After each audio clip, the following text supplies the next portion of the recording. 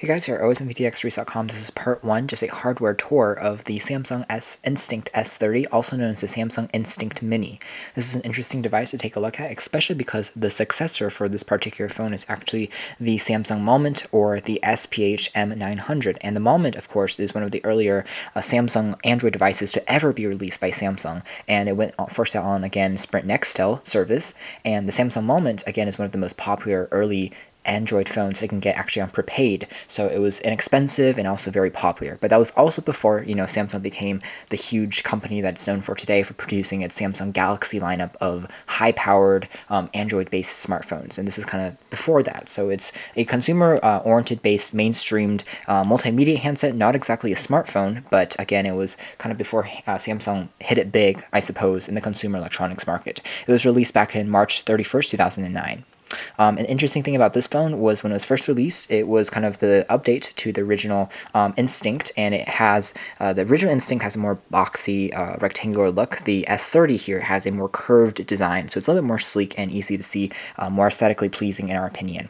The device has a fairly slim and fairly lightweight form factor. It's made out of plastic, as are most Samsung devices, and you can see on the back there's a 2.0 megapixel fixed focus camera with a self-portrait mirror for taking self-portraits, because there isn't a front-facing camera on this particular model.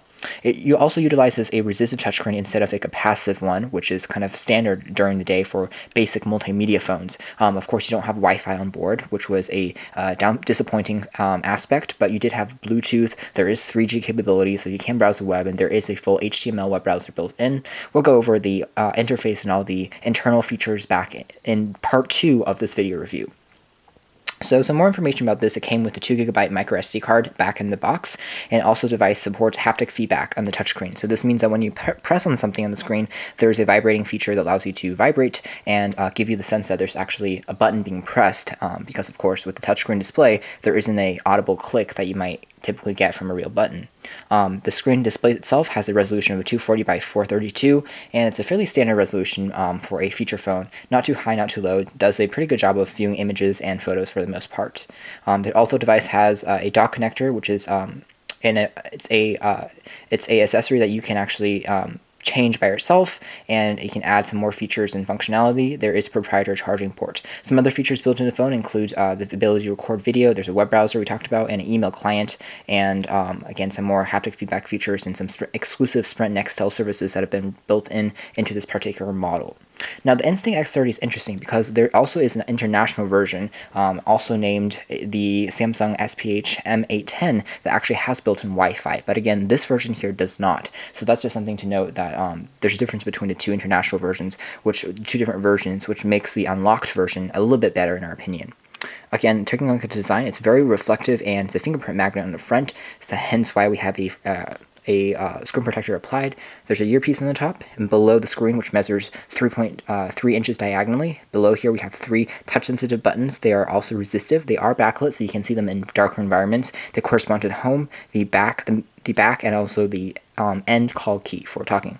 The right-hand side of the device features the hot swappable micro SD card slot. We really liked how this feature was located just here, so you can hot swap your memory cards without having to remove the back cover. There's also a voice command key, also dubs as a hot swappable key, which you can program in the actual user interface.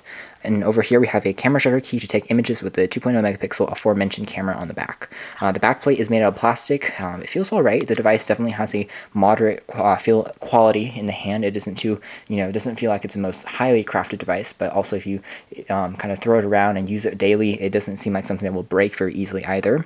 The top features a power on and off switch, and also there is a 3.5mm headphone jack, which we really liked because it's standard, and it's kind of interesting how there's also a port to protect it from any dirt or grit that may get into it when you're traveling. The left-hand side device features a proprietary charging and syncing dock connector. This is one of our biggest complaints for this particular phone. We would like to see Samsung implement a more standard form of charging and syncing data, such as a micro USB port instead of this one. There's also a volume rocker key. It's very easy to press and risen above the surface, which is tactile, and you can use it even without really seeing it, which is always nice. So overall, it's been a pretty interesting design. Again, it's the same mid-end, mid-tier phone in terms of features for a multimedia device from Samsung back in the day. We're going to go into the user interface UI in part 2 of this video review. So if you're interested in this device, keep watching here at osmvtxreviews.com.